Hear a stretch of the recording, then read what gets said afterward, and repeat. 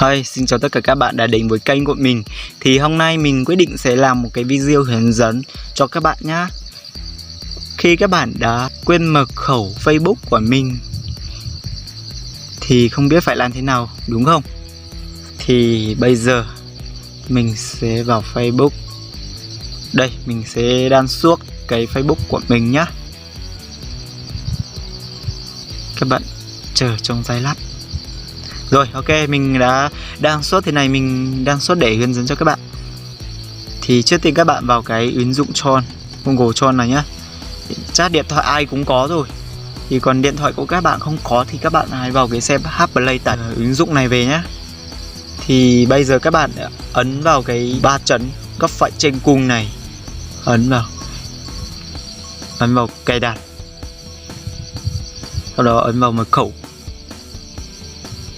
Ok, thì hiện như thế này thì các bạn, ví dụ như cái số điện thoại của các bạn đang nhập vào cái Facebook đấy, thì các bạn không nhớ mật khẩu thì ấn vào cái số điện thoại này thì hiện như thế này. Các bạn ấn vào cái con mắt. Ok, đây là cái mật khẩu màn hình khóa nhé các bạn. Thì các bạn nhập mật khẩu. Ok, đã hiển thị như thế này. Các bạn sao chép cái số điện thoại này. Sau đó mình đăng nhập thôi. Rồi ok, mình đăng nhập vào bàn tài khoản khác để hướng dẫn cho các bạn. Đây, cái số điện thoại này mình dán vào. Mình ấn thế này, sau đó dán vào. Thì sau đó mình ấn vào mật khẩu. Tiếp tục mình dán đây. Tiếp tục vào Facebook. Mình ấn thế này nhá. Lấy cái ngón tay ấn vào cái bàn phím này á, thì mình dán vào.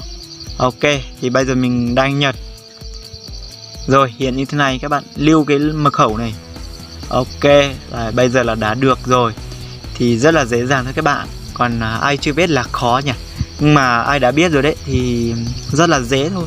Mình không học là mình không biết đâu, mà mình học thì chỉ cần mình biết là dễ rồi. Thì bây giờ mình sẽ nói lời chào tạm biệt rồi các bạn.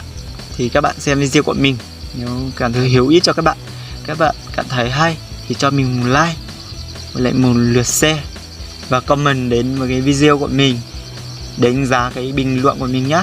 Và xin một lượt đăng ký kênh. Thì bây giờ nói lời chào tạm biệt, chúc các bạn vui vẻ mỗi ngày ạ.